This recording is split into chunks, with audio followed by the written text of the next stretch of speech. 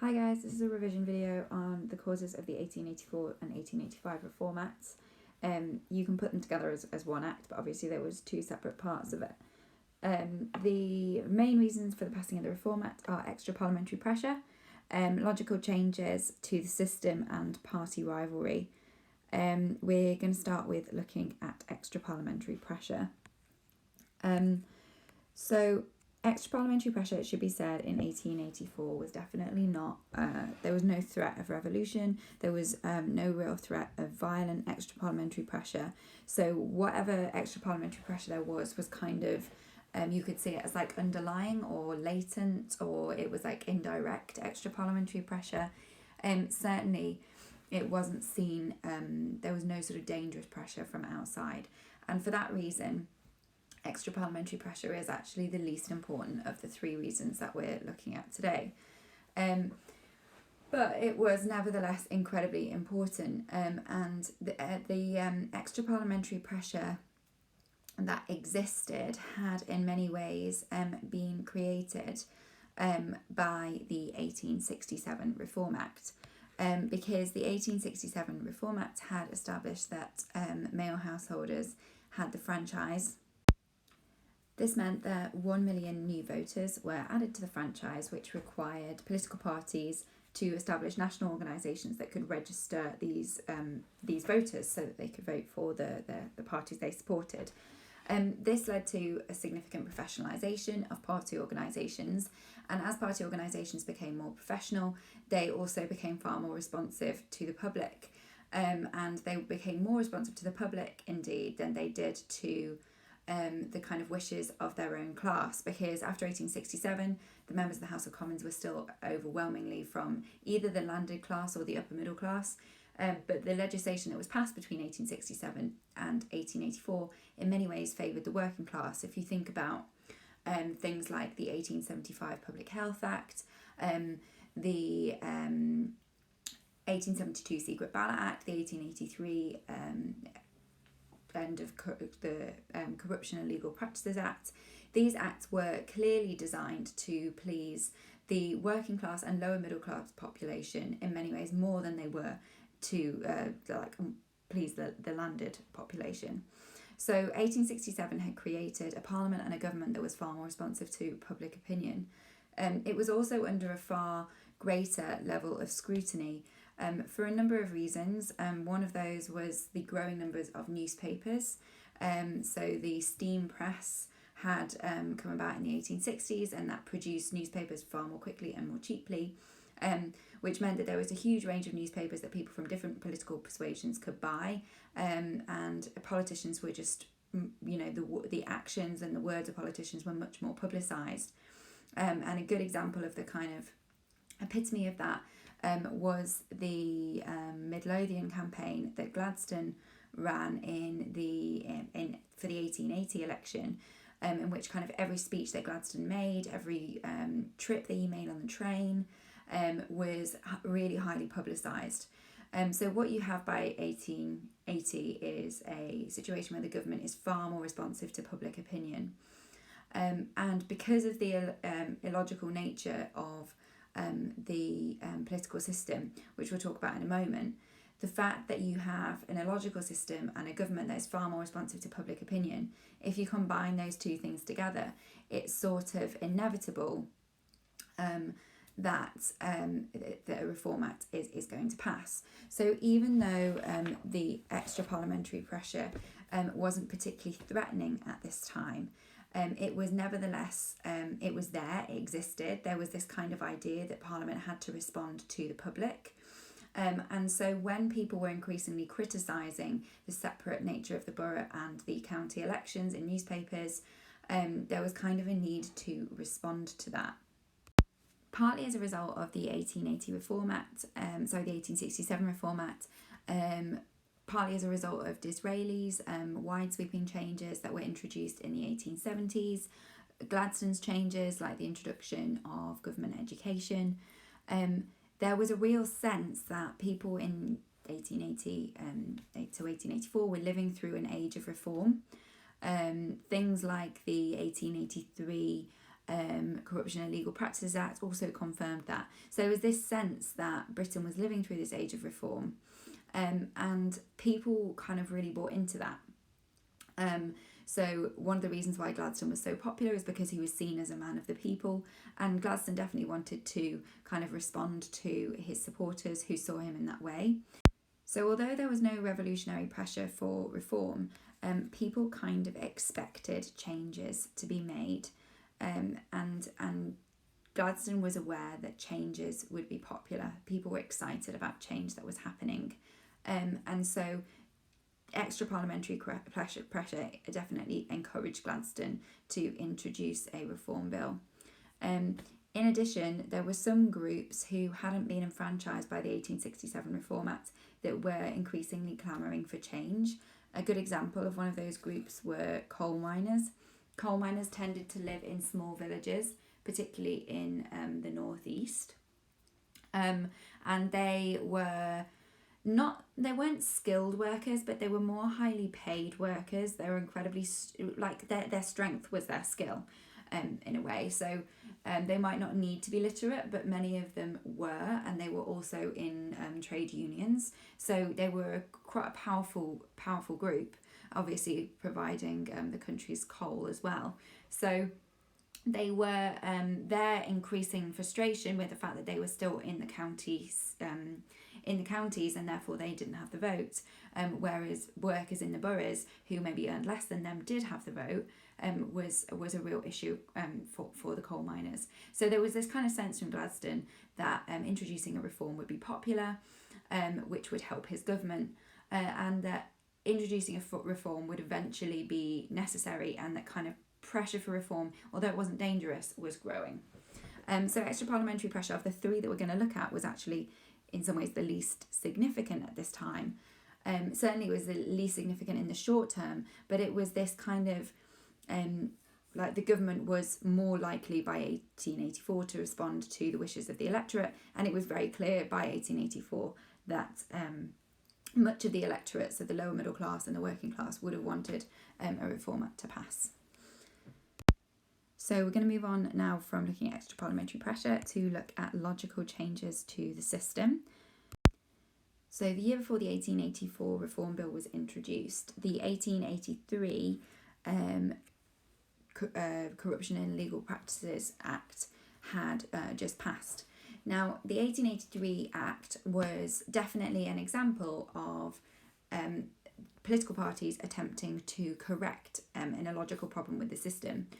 The bill was introduced by Gladstone's government, but it was also supported by the Conservative government, because there was this recognition that the system needed to change. There could no longer be a situation where so much money, the equivalent of £2 billion, had been spent on the last election, so £2 billion in modern money. And it was there was a recognition that couldn't continue. So the 1883 Act represents kind of an attempt to correct an illogical nature of the system. So in 1884, in some ways, Gladstone will have seen this as an extension of that change, because there were clear problems with the franchise by 1884. In 1867, it was established that anyone living in a borough could have the vote as long as they were a male householder. So basically that meant one man per household could have the vote. Whereas in the counties, to have the vote, you had to be a £12 householder. So quite a significant difference. So in the counties, basically the middle class had the vote, and in the boroughs, the middle and working class had the vote. Not all of the working class, obviously, but some of them. So in many ways, the 1867 Reform Act created the 1884 Reform Act, because it wouldn't be, eventually people were going to have to recognise that it was illogical to give labourers the vote in some areas of the country, but not in others. So clearly there was a need for change. And this, basically, the illogical nature of the system that was created by 1867 kind of made the 1884 Reform Act inevitable. It was far more likely that a Liberal government would pass the Reform Act than a Conservative government. But if Gladstone hadn't have passed a Reform Act in 1884, he probably would have attempted to in his next government in the 1890s. So, a Reform Act was going to happen. It was just kind of a case of when. And to understand why Gladstone kind of was motivated to introduce it specifically in 1884, we need to think about party rivalry, which we will come on to now. So we'll move on from looking at logical changes to, not extra parliamentary pressure, to party rivalry. So although following 1867, some kind of Reform Act bringing the counties in line with the boroughs was inevitable, the passing of the 1884-85 Reform Act really does represent both Gladstone, the leader of the Liberal Party, and Salisbury, the leader of the Conservative Party. This act was the product of them trying to take advantage of the fact that a new Reform Act was needed. And both Gladstone and Salisbury tried to make sure that whatever Reform Act did pass would benefit them more than the other party. So 1884 was a really good opportunity for Gladstone to pass a Reform Act for a number of different reasons. The first one was that he had achieved a large Liberal majority in the 1880 election. He had done really, really well, like in industrial centres like Birmingham, also in Scotland. The Liberal Party had been incredibly successful, so Gladstone was confident that a Reform Act would pass. He was also confident that a Reform Act would be popular with his party in 1884 because there was a growing influence of radical Liberals within the Liberal Party. So when the Liberal Party officially formed in 1859, it was a combination of Irish MPs, radical MPs, Peelites and the old Whig Party. And within that, the group that was growing most quickly were the radicals. And Joseph Chamberlain was the most prominent amongst them. And he, you might remember from the last video, had been particularly effective in Birmingham by using electoral lists in the 1880 election. So going around and actually knocking on people's doors and getting them to go out to vote on election day. So the growing influence of radicals within the Liberal Party meant that Gladstone was confident that a new Reform Act would be popular within his party. So that, combined with a large Liberal majority, meant that he wouldn't have any trouble getting this Reform Act to pass. So hopefully there wouldn't be kind of too much political infighting or too much drama like that had been seen in 1867. So it was a good time for Gladstone. Also, it was a good time to capitalise on the kind of reputation that he'd gained during the Midlothian campaign.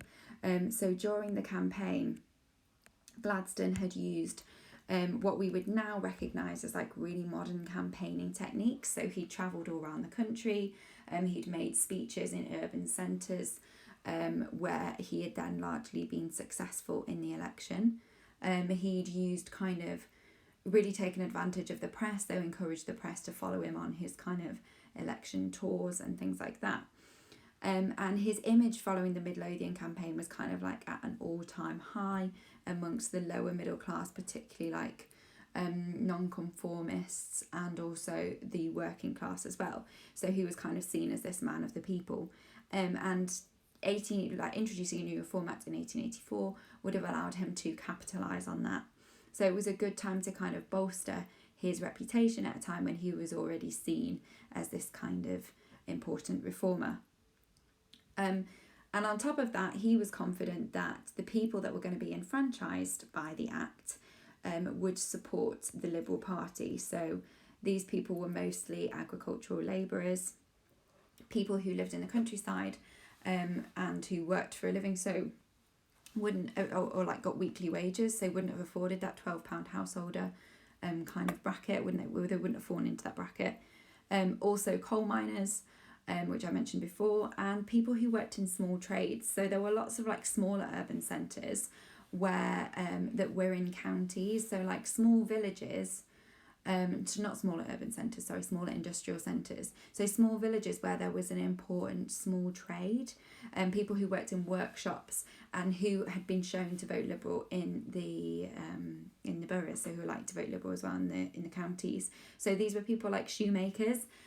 So you could be in a relatively small like place, but you still need a shoemaker or, I don't know, a blacksmith or something like that. So someone who's quite skilled, who would be a householder, but who would also be kind of guaranteed to vote Liberal because it had been seen that people in the counties with similar jobs had done.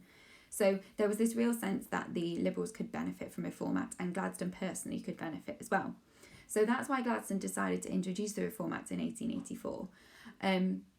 But actually what ends up happening is that the Reform Act that he introduces easily passes through the House of Commons, as he had predicted it would do, and then it gets to the House of Lords, and the Tories or the Conservative Party have a majority in the House of Lords.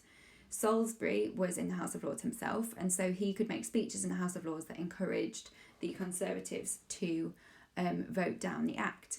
And the reason for this is basically exactly what Gladstone had hoped. So Salisbury was worried that these agricultural labourers, coal miners and small traders, once they were given the vote, that they would vote Liberal, and that would disrupt the Conservative dominance in the counties.